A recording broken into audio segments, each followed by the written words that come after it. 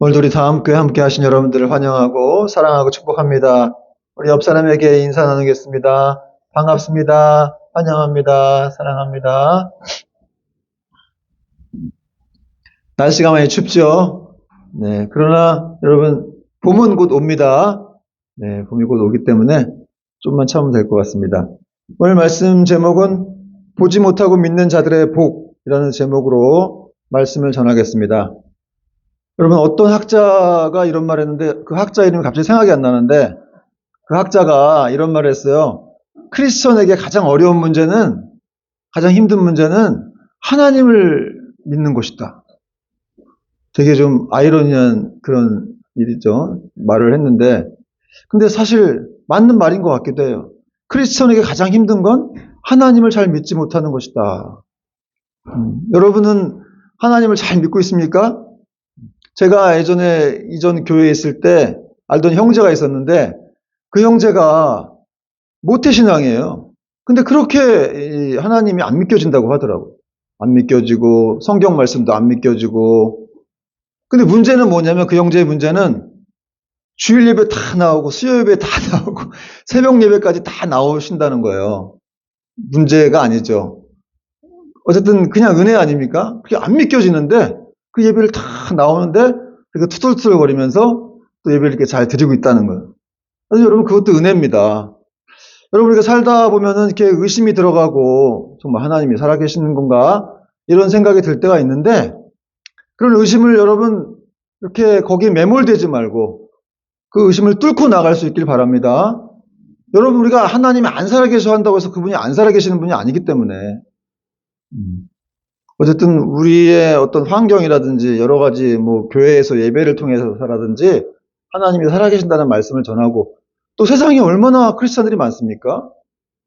뭐 그 안에는 여러 가지 여러 신분을 가진 사람들이 있지만 다 그 사람들이 뭐 지식이 모자라고 지혜가 없어서 예수님을 믿고 따르는 그런 사람들이 된 것이 아니죠. 여러분 그러므로 그냥 우리가 답답하고 힘들 때가 많이 있는데 그럼에도 불구하고 그냥 다른 크리스찬들 그래서 여러분 주변 성도들이 필요한 거예요. 저 사람도 믿고 있구나. 뭐 힘든 일도 있겠지만 그냥 잘 믿고 있구나 이런 걸 보면서 또 여러분이 그렇게 또 하나님을 찾을 때 또 주님이 여러분을 만나 주시기도 합니다. 그런 일이 있음을 믿고 여러분 답답하시더라도 항상 힘내고 주님을 바라볼 수 있길 바랍니다. 여러분이 지난주 우리는 예수님께서 십자가에 못 박히시고 이제 부활하시는 내용을 살펴보았습니다. 그래서 예수님의 부활을 첫 번째로 목격한 사람은 누구였습니까? 막달라 마리아였죠. 네, 막달라 마리아였습니다. 마리아는 주님을 아주 깊이 사랑했기 때문에 아주 어두컴컴한 새벽 시간에 그 예수님의 시신에 향품을 바르기 위해서 그곳으로 갔어요. 그리고 거기서 이렇게 누굴 만났죠? 천사들을 또 만났습니다. 베드로와 요한은 못 봤는데 이 마리아는 천사들을 봤어요.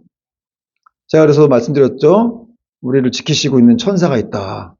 그게 계시는데 우리는 이제 그걸 못 볼 뿐이다. 여러분 이 예배 공간에도 천사가 있습니다. 여러분을 지키는 천사가 있다는 거예요. 그래서 이제 우리가 예배를 드리게도 되고 찬양을 부를 때도 도와주고 기도할 때도 천사들이 돕는 것이죠. 그리고 저 밖엔 창밖엔 누가 있다 그랬죠? 사탄들이 이렇게 들어오려고 막 애를 쓰고 막 붙어 있는 게 보이세요 지금? 그러나 애들이 못 들어와요. 여기 복음이 선포되는 곳이기 때문에.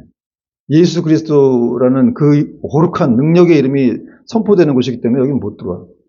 그러나 어쨌든 호시탐탐 노리고 있습니다. 우리를 넘어뜨리려고. 어떻게든 믿으면서 떨어뜨리려고. 여러분 그렇게 천사들을 봤고 또 마리아가 예수님을 봤습니다. 예수님이 옆에 계신 줄 모르고 계속 그 시신을 찾았는데 사실은 주님이 옆에 계셨어요. 뒤에 계셨죠. 그래서 마리아야 라고 이렇게 그녀의 이름을 불러주시면서 사랑의 음성을 들려주시면서 마리아가 막 영혼이 샘솟는 영혼이 소송하는 그런 느낌을 받았을 겁니다. 그리고 이제 마리아가 주를 보았다. 내가 주를 보았다라고 이제 부활의 첫 증인이 되는 내용이 지난주 설교였습니다. 여러분 이처럼 요한복음 20장은 부활의 아침으로 사랑과 환희가 넘치는 그런 부활의 아침으로 시작을 했어요. 그런데 그 자리에 함께 있지 않던 남자 제자들, 뭐 주로 남자들이니까 그 제자들의 분위기는 이 부활의 기쁨과는 전혀 다른 상반된 그런 분위기였습니다. 19절에 보니까, 초반부 보니까, 이날 곧 안식 후 첫날 저녁 때에 제자들이 유대인들을 두려워하여 모인 곳의 문들을 닫았다. 제자들이 굉장히 유대인들을 두려워했던 것 같아요. 그렇겠죠. 예수님, 그렇게 믿었던 예수님이 돌아가시고, 그럼 나는 어떻게 해야 되나. 그래서 마가의 다락방 같은 곳에 모여가지고, 거기 문이 많을 거 아니에요? 큰 집인데, 거기 문들을 다 닫아버린 거예요.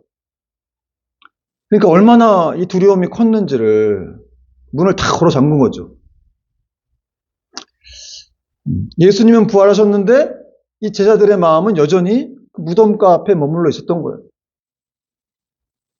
믿음보다 두려움이 훨씬 컸기 때문에 이런 일이 벌어진 것인데, 예수님의 혹독한 십자가를 보고서 엄두가 안 나는 거예요. 그 죽음에 대한 공포가 얼마나 큰지 그냥 문들을 다 닫아버린 거예요. 여러분, 이처럼 두려움이라고 하는 것은 우리의 집의 문을 다 닫을 뿐만 아니라 마음의 문까지 닫아버린다는 거예요. 여러분, 두려워하지 말기 바랍니다. 지금 예수님이 부활한지도 모르고 이렇게 두려워하는 거잖아요. 예수님이 살아계신데 이렇게 모르고 이렇게 두려워하는 거예요. 그러니까 이 두려움은 다 쓸데없는 거예요. 그리고 사실 두려움이라고 하는 게 허상이죠. 그냥 뭔가 이렇게 두려우면 우리는 마비가 돼버려요. 그 두려우면 믿음의 가능성의 문을 다 닫아버리고, 내 안에 예수님이 계신데 그걸 못 봐요. 그리고 선교의 문도 닫아버리고, 전도의 문도 닫아버리고, 여러분이 뭐 할 수 있는 그런 걸 다 닫아버리는 거예요. 그래서 악한 마귀가 잘 사용하는 무기가 이 두려움이라는 무기입니다. 두려움과 낙심. 이게 이제 악한 마귀 시장의 1, 2등이에요. 두려움을 주고 낙심을 주고. 그런데 이렇게 제자들이 두려워할 때 우리 주님이 그걸 아셨겠죠? 그래서 찾아오셨습니다. 19절 후반절 보니까, 예수께서 오사 가운데 서서 이르시되 너희에게 평강이 있을지어다. 할렐루야. 이 두려움을 이길 수 있는 항생제가 뭐예요? 평강입니다. 평강. 근데 좀 신기한 거는, 어떻게 문들 다 닫았는데 예수님 어떻게 들어왔죠? 집에 문을 다 걸어 잠궜어요. 뭐 예수님이 노크를 한 것도 아니고, 문 열어줘, 이렇게 들어온 곳이 아닌데 어떻게 예수님이 이렇게 집 안에 들어오셨습니까? 그러니까 예수님의 부활된 몸이 어떤 상태인지를 우리가 이제 알 수가 있는 거예요. 그냥 이 벽이라든지 이런 문 같은 것도, 문 안 열어줘도 그냥 이렇게 스르르 이렇게 들어가는, 이거 무슨 영화에 이게 있던데, 터미네이터도 이런 게 나오죠. 스르르 들어가서 이렇게 그 안에 나오기도 하고. 그러니까 아주 신비스러운, 불멸스러운, 그리고 뭐 문 안 열어도 들어가는, 이제 이런 몸 상태가 이제 부활을 하신 몸인데, 우리가 예수님 다시 오시면 우리도 그렇게 되는 거예요. 그런 몸 상태로. 영원 죽지 않는 몸, 다치지도 않고. 그런 몸을 지금 예수님이 미리 보여주신 거예요. 그리고 찾아오셔서 첫 마디가 뭐였어요? 너희에게 평강이 있을지어다. 평강이 있을지어다 그러셨죠? 이 평강이란 말 21절에 또 있고 26절에 또 있어요. 그러니까 제자들이 얼마나 두려워했으면 예수님이 한 본문 안에 3번이나 평강이 있을지어다. 평강이 있을지어다. 너희들 마음에 평안이 있어라. 이런 말씀하시는 거예요. 이 평강이란 말은 원어로 이제 에이레네라고 하는데, 되게 유명한 단어예요. 에이레네.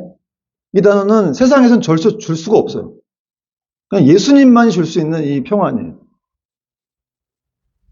그래서 사실은 여러분 안에는 평강이 있어요. 예수님이 계시기 때문에 그 평안이 있는데 그걸 내가 못 보는 거예요. 마리아처럼. 죽었다고 생각하니까. 예수님은 제자들의 두려움을 잘 하셨습니다. 그래서 그 한가운데 찾아오셔서 주님만이 주실 수 있는 평강을 주셨습니다. 그러므로 왜 나를 못 믿었어? 이렇게 책망하고 막 혼내신 게 아니라, 책망이 아니라 평강입니다. 한마디로 너 왜 도망갔어? 그리고 이렇게 사명을 막 말씀하시면서 혼내신 것이 아니라 먼저 치유로 이렇게 다가오셔서 제자들을 위로해 주셨다는 것이죠. 또 중요한 거는 어쨌든 제자들이 지금 준비되어 있을 때가 아니죠. 이 사람들이 믿음도 없잖아요. 준비되어 있을 때 찾아오신 게 아니라 이 사람들이 가장 연약할 때, 가장 힘들 때 찾아오셨다는 것이죠. 여러분, 우리 주님은 이렇게 우리가 가장 힘들고 연약할 때 찾아오시는 거예요. 그래서 여러분 너무 힘들거나 뭐 외롭거나 뭐 이래도 너무 걱정하지 마세요. 크리스찬들은 그렇게 크게 걱정할 필요는 없어요. 왜냐하면 주님이 항상 그런 가운데 더 찾아오실 수 있기 때문에 그렇습니다. 사실은 늘 곁에 계시죠. 그러나 이제 우리가 못 볼 뿐입니다. 자, 그리고 주님께서 이제 손과 옆구리를 보이셨어요, 제 아들한테. 제 아들이 보고 기뻐했습니다. 20절 보니까 이 말씀을 하시고 손과 옆구리를 보이시니 제 아들이 주를 보고 기뻐하더라. 다시 찾아오셔서 손과 옆구리를 보여주신 이유가 뭐예요, 예수님이? 내가 너희를 위해서 십자가를 졌다는 거예요. 내가 너희를 위해서 십자가를 지고 죽었다. 이건 제 아들에게 주신 어떤 메시지가 있는 거죠. 나는 나를 버리고 도망간 너희들을 끝까지 사랑한 그 예수야. 한마디로 내가 너희를 용서하노라. 그런 메시지. 화해와 평화의 메시지였습니다. 여러분, 우리도 예수님 때문에 용서를 받았죠. 죄 용서를 받고 하나님의 자녀가 되었습니다. 그 기독교의 핵심 가치, 핵심 메시지는 뭐냐? 바로 용서라는 거. 용서 못 해줄 사람들인데 다 용서를 해주는 거예요. 예수님이 먼저 그렇게 하셨다는 것이죠. 그러므로 여러분, 우리도 1만 달란트 탕감을 받은, 빚을 탕감받은 사람들이에요. 1만 달란트가 얼마인 줄 알아요? 6조. 1달란트가 6천 데나리온인가 그런데 이 6천만 데나리온이라고 할 수 있어요. 1만 달란트는. 6조예요. 여러분, 우리가 6조라는 개념이 잘 들어오지도 않죠. 한 달 한 달 이렇게 월급 받는 사람들이 뭐 6조라는 개념을 어떻게. 근데 그걸 탕감받았다고 성경은 얘기하고 있는 거예요.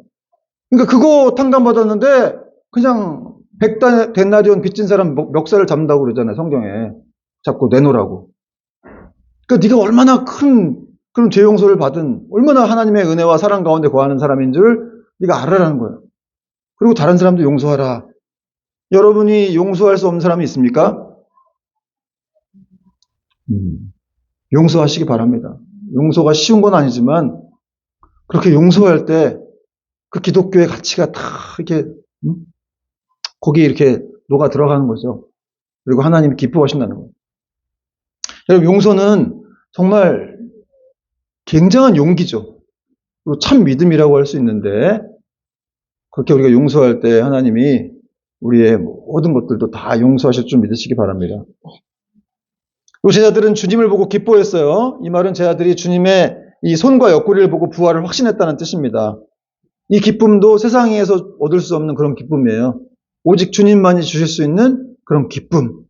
그러니까 여러분, 기쁨이라고 하는 건 우리가 뭐 어떤 환경이 달라지거나 상황이 좋아져서가 아니라 사실은 이 엄청난 기쁨은 어떨 때 생기는 거예요? 주님을 만날 때, 주님을 다시 만날 때, 주님과 교제해서 그런 어떤 그 기쁨을 누릴 수 있게 된다는 것이죠. 여러분, 그 클레아보의 성 버나드라는 수도사가 있어요. 11세기. 이 사람이 이 수도사였는데 하여튼 조금 신비주의 학자이기도 한데 그렇게 하나님하고 교제하는 걸 그렇게 기뻐했습니다. 그래서 이 사람이 지은 찬송가가 있어요. 찬송가 85장인데 구주를 생각만 해도, 혹시 아시는 분인지 모르겠는데 3절 가사를 읽어드릴게요. 3절 4절. 예수의 넓은 사랑을 어찌다 말하랴. 주 사랑 받은 사람만 그 사랑 알도다. 예수의 넓은 사랑을 어찌다 말하랴. 주 사랑 받은 사람만 그 사랑 알도다. 제가 노래를 좀 부르는 사람이긴 한데 이렇게 찬송가는 어려워요. 찬송가는 이렇게 아랫배에 힘을 주고 이게. 그래서 제가 삼일교회 있을 때도 노래 못한다고 불려가가지고 혼났거든요. 죄송해요. 찬송가가 힘들더라고. 이게 부르는 창법 자체가 다른 것 같아요. 맨날 노래방에서 가요 부르다가 이 찬송가를 부르려면 참 어렵더라고요.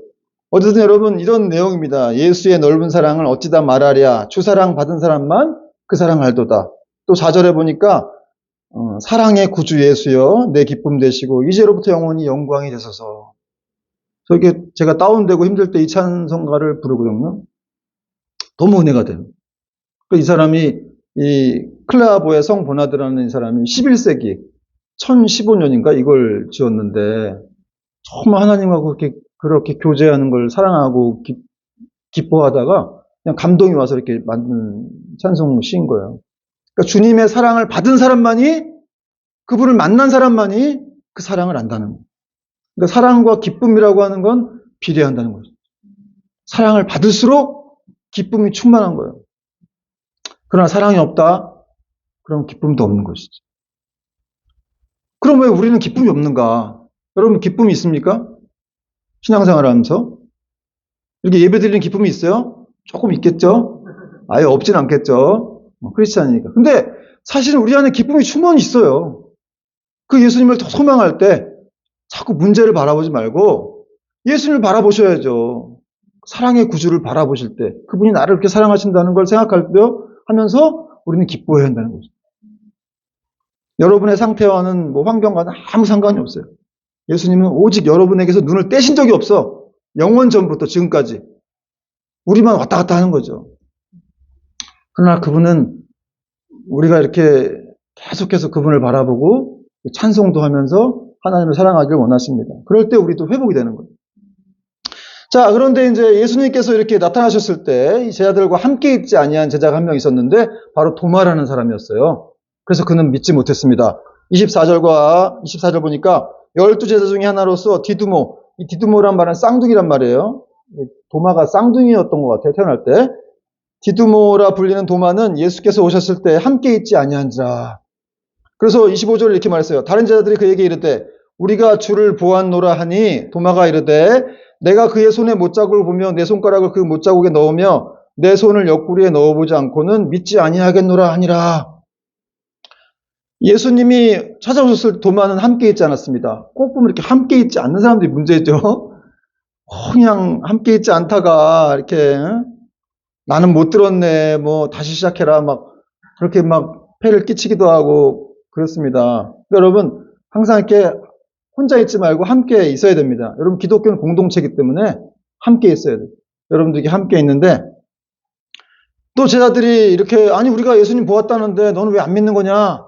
도마한테 이랬더니 도마가 뭐라 그랬어요? 내가 예수님의 손가락에 그 구멍난 손가락에 손을 넣어보지 않고는 구멍난 옆구리에 손을 넣어보지 않고는 내가 못 믿겠다. 안 믿겠다. 이렇게 아주 강하게 얘기했어요. 내가 믿지 아니하겠노라. 이게 이제 원어로 보면 이중부정으로 되어 있어요. 도마는 참 의심이 많고 직접 눈으로 봐야 그런 믿는 사람이었던 것 같아요. 여러분 우리 중에도 그런 사람 있죠? 안 보면 잘 안 못 믿게 되고 꼭 내가 봐야 되는 사람. 응? 그래서 꼭 내가 뭘 다 해야 되는 사람. 그런 사람들이 있습니다. 도마도 그런 사람이었어요. 그런데 조금 더 생각해보면 이 도마가 사실 정직한 제자이긴 합니다. 아니 안 믿겨지니까 안 믿겨진다고 하죠. 그렇죠? 안 믿겨지는데 나도 믿어요. 이렇게 말할 수는 없는 거 아니겠어요? 나름 도마도 정직했어요. 그리고 아까 제가 말씀드렸지만 내가 믿지 아니하겠노라 라는 말은 이중부정인데 그건 강한 부정이죠. 강한 부정은 뭐예요? 긍정이에요. 나는 절대로 안 믿을 거야 이런 사람은 무슨 말이에요? 나 믿고 싶어요. 나도 좀 어떻게 좀 믿게 해주세요. 나도 믿고 싶은데 안 믿겨져요. 이런 거 아니에요? 근데 도마도 갈증이 있었던 거예요. 나름. 예수님, 다시 제자들 만났다고 하니까. 그럼 나도 그 예수님 좀 만나고 싶어. 이런 말을 한 거죠. 우리 전지하신 예수님은 그걸 다 아셨겠죠. 그래서 도마를 이렇게 찾아오셨습니다. 정말 놀라운 일이 벌어졌는데 8일 후에 예수님이 다시 찾아오십니다. 26절과 27절 말씀 같이 한번 읽어볼게요. 26절 시작. 예도를 지나서 제 아들이 다시 집안에 있을 때에 도마도 함께 있고 문들이 닫혔는데 무사 가운데 서서 이르시되 너희에게 평강이 있을지어다 하시고 도마에게 이르시되 네 손가락을 이리 내밀어 내 손을 보고 내 손을 내밀어 내 옆구리에 넣어보라. 그래야 믿음 없는 자가 되지 말고 믿는 자가 되라.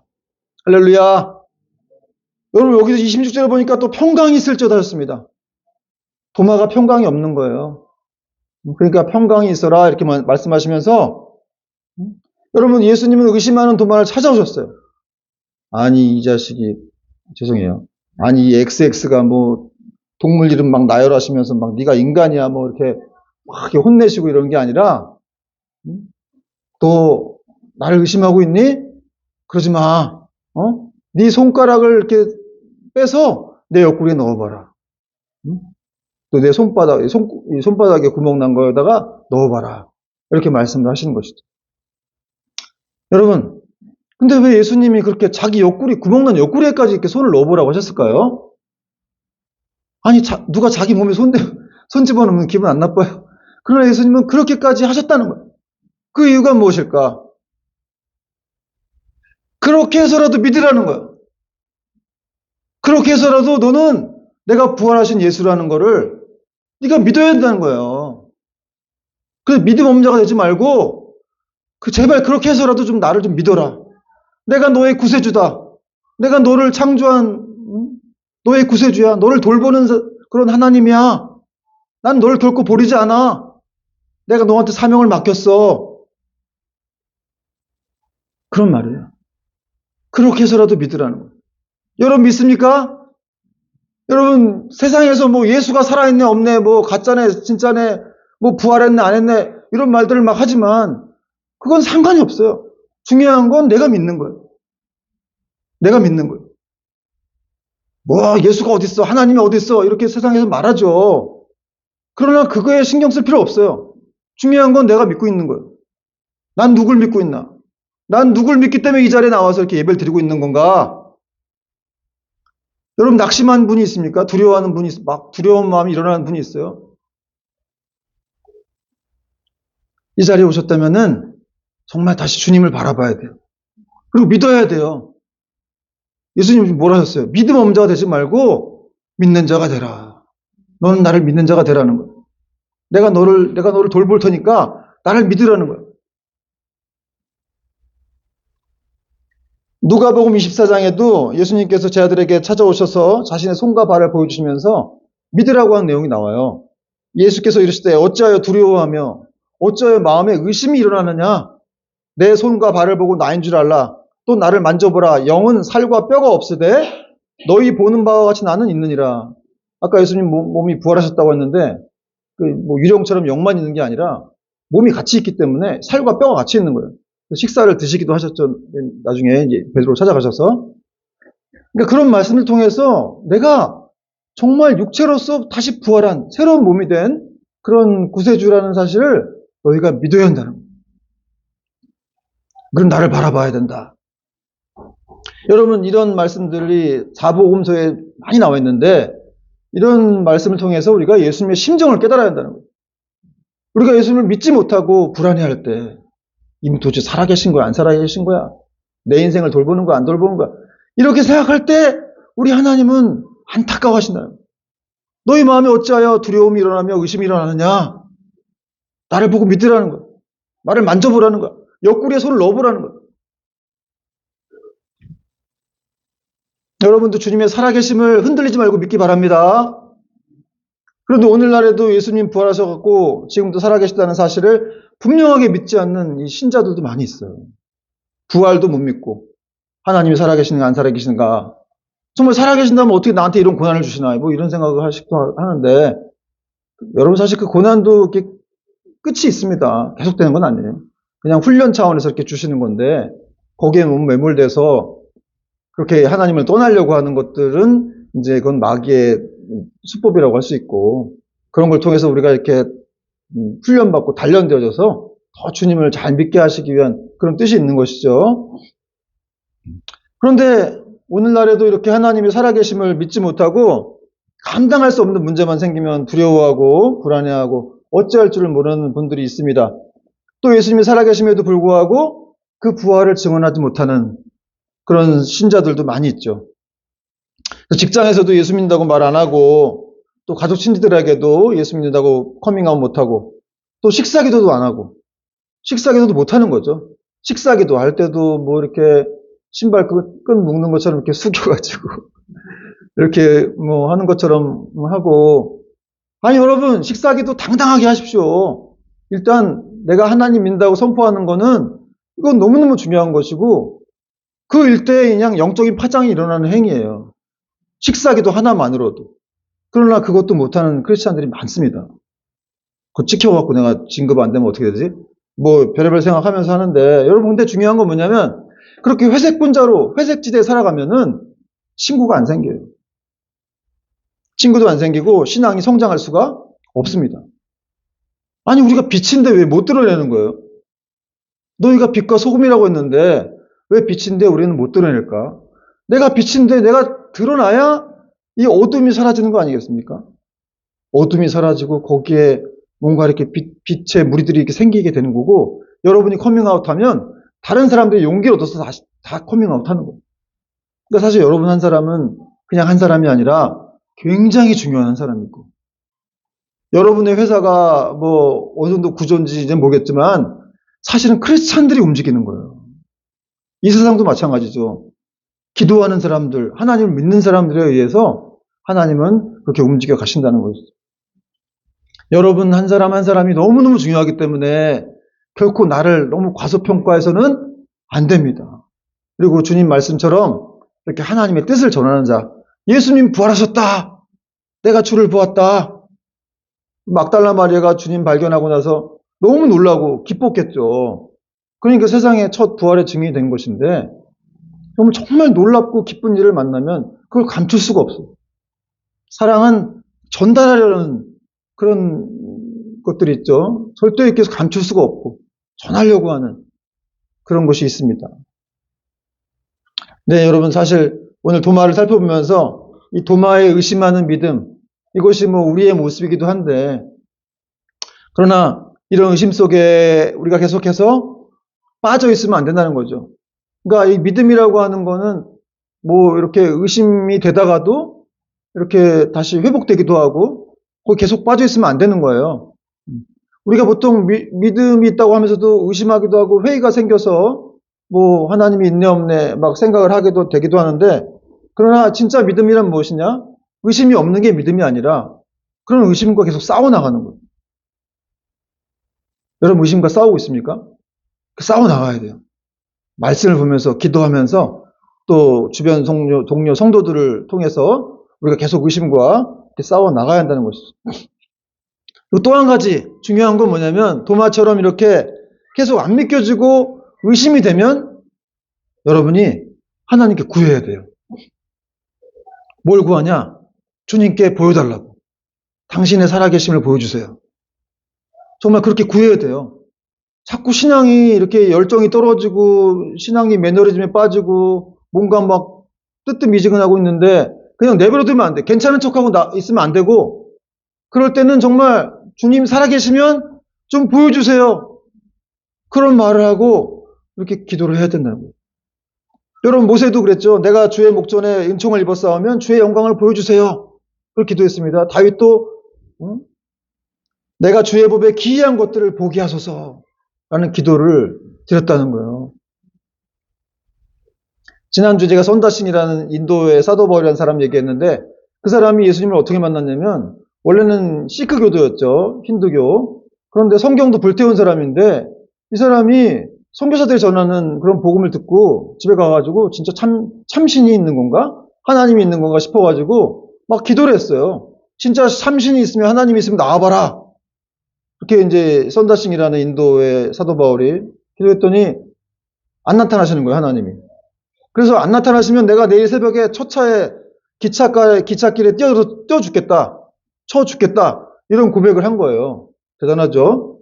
그러니까 이 사람도 어쨌든 만나고 싶은 목마름이 있는 거죠. 정말 하나님이 있다 그러면. 그래서 기찻길로 걸어가는데, 걸어가기 전에 자기 집에 문 앞에 이렇게 나가는데 아주 거대한 이런 큰 희미한 아주 하얀 불빛이 자기를 막 이렇게 감싸더라는 거예요. 이 선다싱의 간증입니다. 이제 봤더니 그냥 여러분 예수님이나 하나님은 봐도 우리가 그분을 본 적은 없지만 그냥 감각으로 알 수 있는 거예요. 이분이 보통 분이 아니시구나. 그냥 느끼겠죠. 그 힘이 아주 거대한 아주 하얀 빛 가운데 이렇게 오셔서 뭐 사람의 형상도 아닌데 뭐 요한계시록에 나오지만 어쨌든 그런 모습으로 찾아오셨다는 거예요. 그래서 이 선다싱이 그때 예수님을 만나고 이제 복음을 전하는 그런 사도가 되는 이제 사역자가 되는데, 여러분 이렇게 답답하고 정말 힘들면 주님께 좀 나타나달라고 얘기해 봐야 돼요. 진짜 나타나실지 누가 압니까? 썬다싱처럼. 그냥 괜찮은 척하고 있으면 안 된다는 거예요. 항상 여러분 성도는 사슴표가 돼요. 사슴표. 여러분 사슴이라고 하는 동물들은 열이 많기 때문에 이제 이 물을 먹지 않으면 죽는다 그러죠. 이 목 부위에 있는 이 기도가 막혀가지고 붙어서 셀로판 집처럼 붙어서 죽는다 그러는데 그렇게 성도는 항상 이 굳어지는 화석화 현상을 조심하고 내가 굳어지지 않도록 하나님의 은혜를 항상 갈망해야 한다는 거예요. 여러분 신앙이라고 하는 건 항상 현재인 거예요. 나 예수 오래 믿었다? 이거 자랑할 게 없다는 거예요. 여러분 저는 이 말씀이 참 좋은데 창세기에 나오는 말씀 야곱이 라헬을 사랑해서 7년을 수일같이 여겼다는 거예요. 그럼 7년이 좀 긴 세월이에요. 근데 그 여자를 사랑했기 때문에 7년이 수일같이 그냥 지나갔다는 거예요. 여러분 신앙이라고 하는 건 이런 거예요. 너무 사랑하고 좋으면 이게 뭐 몇 년 지나간지도 몰라요. 저도 제 아내를 이렇게 사랑을 하고 있습니다. 네, 여러분 괜히 이런 얘기를 또 했네요. 네, 하여튼 왜 얘기를 했는지 모르겠는데 하여튼 네, 괜히 얘기를 해야 된다는 생각이 들었어요. 갑자기. 네. 자, 이제 도마가 이제 믿는 자가 되라는 예수님 말씀에 28절에 보니까 나의 주님이시오 나의 하나님이시다라고 고백합니다. 여러분 나의 주님이시오 나의 하나님이시니이다. 이제 도마가 이런 고백을 했어요. 이 의심을 통과한 믿음이 더 깊어지는 것이죠. 정말 주님은 나의 하나님이십니다. 이런 고백했더니 근데 예수님이 이런 말씀을 하세요. 29절 같이 한번 읽겠습니다. 29절 시작. 예수께서 이르시되 너는 나를 본고로 믿느냐 보지 못하고 믿는 자들은 복되도다 하시니라. 너는 나를 본고로 믿느냐 안 보고도 믿는 사람은 더 복이 있다는 거예요. 여러분 우리가 지금 예수님 안 보이죠? 근데 안 보고 믿는 사람은 진짜 복이 있다는 거예요. 근데 이 도마를 꾸짖는 말씀이 아니라 사실은 야, 너 지금 내가 보이니까 나를 믿는 거지? 이제 앞으로는 내가 너한테 안 보여줄 거야. 이런 말씀이거든요. 왜냐하면 안 보고 믿는 게 더 복이 있기 때문에 주님께서는 안 보여주시는 거죠. 그러나 이제 성령이 그 안에 거하시기 때문에 안 봐도 그냥 예수님을 사랑하게 돼요. 그냥 예배를 드리고 싶고 말씀을 읽고 싶고 또 막 괴로우면 기도도 하고 싶고 그래 오늘은 또 교회를 가봐야지. 그래도 교회 가야지 뭐 내가 어디 가나. 그리고 교회로 오는 거예요. 그게 이제 우리 안에 성령님이 계시기 때문에 예수님이 계시기 때문에 그런 역사가 있는 겁니다. 이게 얼마나 큰 축복이에요. 이 세상 사람들은 그렇지 못하죠. 교회로 올 수가 없어요. 예배를 드릴 수가 없어. 힘들어도. 자기 힘으로 살아야 되니까 얼마나 힘들겠어요. 여러분 왜 보지 않고 믿는 것이 복된 것인가? 왜냐하면 믿음이라는 것 자체가 원래 안 보이는 거예요. 그러나 안 보이나 분명한 실체와 목적이 있는 것이죠. 히브리서 11장 1절 믿음은 바라는 것들의 실상이요 보이지 않는 것들의 증거다. 믿음은 바라는 것들의 실제 상황이라는 거예요. 내가 바라는 것들의 실제 상황이라는 거예요. 또 보이지 않는 것들의 증거라는 거예요. 그 증거가 분명히 있다는 거예요. 어거스틴이라는 유명한 신학자가 이런 말을 했어요. 믿음은 우리가 보지 못하는 것을 믿는 것이다. 이 믿음에 대한 상은 우리가 믿는 것을 보는 것이다. 좀 말이 어려운데 믿음이란 무엇이냐? 우리가 보지 못하는 것을 보는 것이고 이 믿음에 대한 상이 있는데 그건 나중에 우리가 이 믿음의 대상을 보는 것이라는 거예요. 이 관련된 설교에 이게 어울리는 내용인지 모르겠는데 이제 너무 멋있는 말이라 가져와 봤어요. 어쨌든 이렇게 우리가 믿음이라고 하는 건 보이지 않는 것인데 그걸 믿는 거라는 거예요. 그러니까 여러분 원래 믿음 자체가 보이지 않기 때문에 보이는 것만 믿으려고 하면 신앙이 성장하지 못하고 앞으로 나가지를 못합니다. 또 내가 믿어지는 것만 믿고 믿을 수 없는 건 안 믿는 거는 그건 또 믿음이 아니라는 거예요. 여러분 이 믿음으로 살았던 사람의 대표적인 사람이 있죠. 노아라고 하는 사람. 노아가 120년 동안 방주를 지었어요. 이 방주. 근데 노아라는 사람이 살았던 당시에는 비가 땅에 내린 적이 없어요.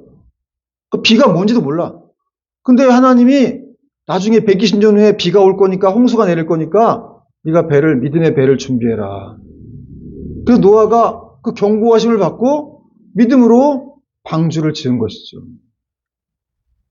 노아가 만약 안 믿었으면 행동 안 했겠죠. 그러나 믿었기 때문에 그 행동을 옮긴 거예요. 그러니까 여러분 믿는 사람들은 진짜 행동을 옮겨요. 그래서 믿음의 배를 지은 것이죠.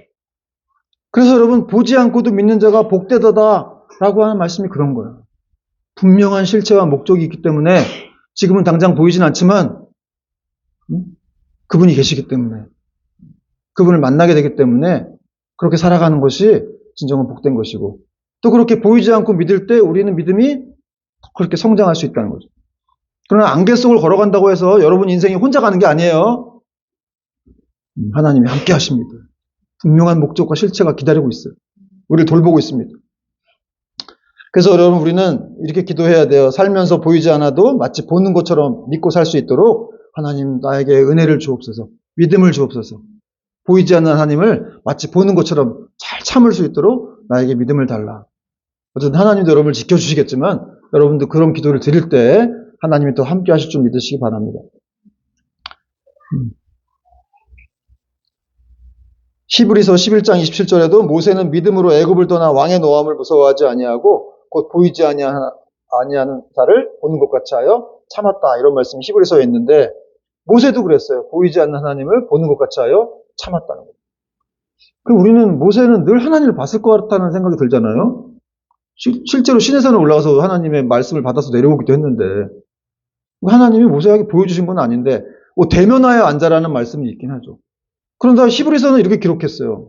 모세도 하나님을 본 것이 아니라 마치 그 보이지 않는 자를 보는 것 같이 하여 참았다는 거예요. 여러분 신앙이라고 하는 건 한마디로 보이지 않는 싸움을 잘하는 거예요. 보이지 않지만 그러나 보는 것 같이 하여 참다는 거예요. 그리고 여러분 안에는 성령님이 계시기 때문에 그것이 가능합니다. 보이지 않아도 참을 수가 있고 따라갈 수가 있고 그 믿음을 붙들 수가 있는 것이죠. 그러므로 여러분 하나님이 눈에 보이지 않고 삶이 힘들고 허망한 일의 연속인 것처럼 느껴진다 할지라도 믿음의 분명한 우리 믿음의 대상에 분명한 실체가 있음을 여러분 믿으시고 또 그 하나님의 확실한 그 사랑의 언약 관계에 우리가 놓여 있잖아요. 그분이 우리를 사랑하시잖아요. 결코 한 번도 우리를 안 사랑하신 적이 없어요.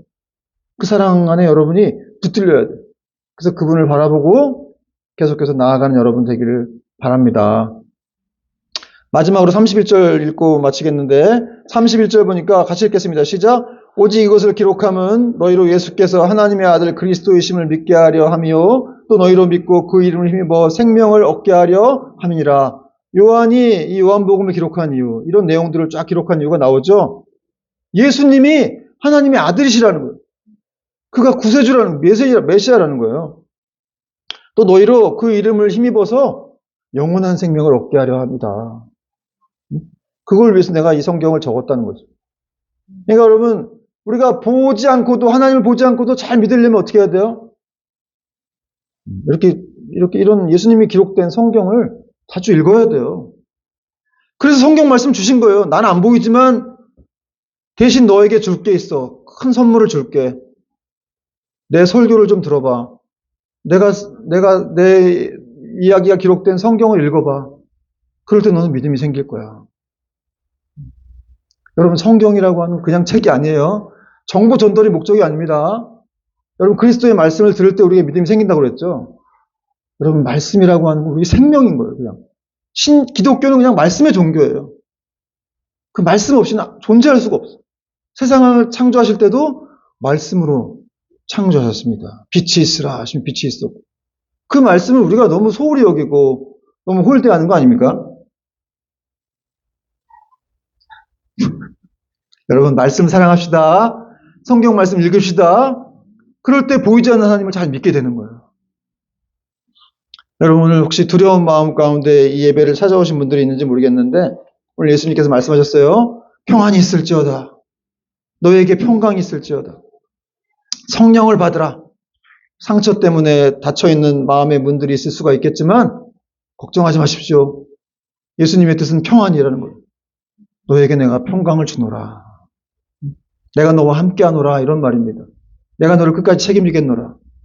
여러분 오늘도 또 한 주도 이 말씀에 의거해서 우리가 또 믿음의 길을 멈추지 않는 복된 순종이 있기를 주님의 이름으로 축원드립니다.